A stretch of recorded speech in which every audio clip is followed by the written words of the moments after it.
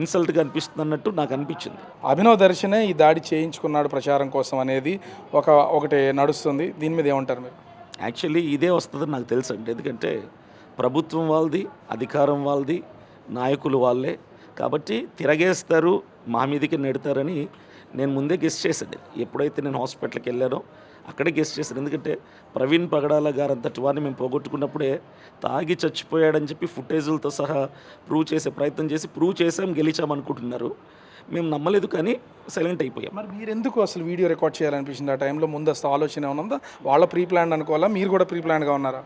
అన్న ఒకటి చెప్తాను, మేము ముందే మాట్లాడుకుంటాం. ఏంటంటే నా మీద గతంలో విజయనగరంలో చిన్న దాడి జరిగింది, అది కూడా మేము వీడియో తీసుకున్నాం. ఎందుకంటే నేను మా వాళ్ళకి ఎప్పుడు చెప్పి పెట్టుంటా, ఎవరైనా సడన్గా అటాక్ చేస్తే వీడియో నన్ను ప్రొటెక్ట్ చేయడానికంటే ముందు వీడియో తీయండి అని చెప్తాను. ఎందుకంటే ప్రొటెక్ట్ చేసి ప్రాణాలు కాపాడలేరు ఒకరు కూడా. ఇప్పటికీ మీ భార్య కూడా చాలా వరకు ఒక ఆందోళన వ్యక్తం చేస్తున్నారు.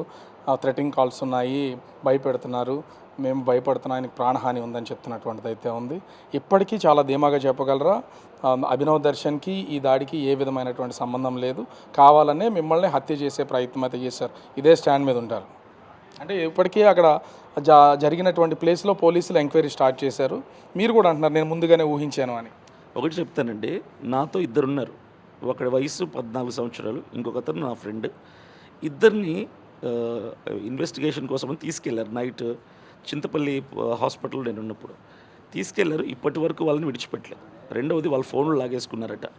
మూడోది ఏంటంటే వైజాగ్ పంపించేశాము అని చెప్పారు పోలీసులు అక్కడ ఉన్న పాస్టర్స్కి. అయితే మేము అడిగి కనుక్కుంటే ఏంటంటే వేరే వాళ్ళ ద్వారా వాళ్ళ స్టేషన్లోనే ఉన్నారు.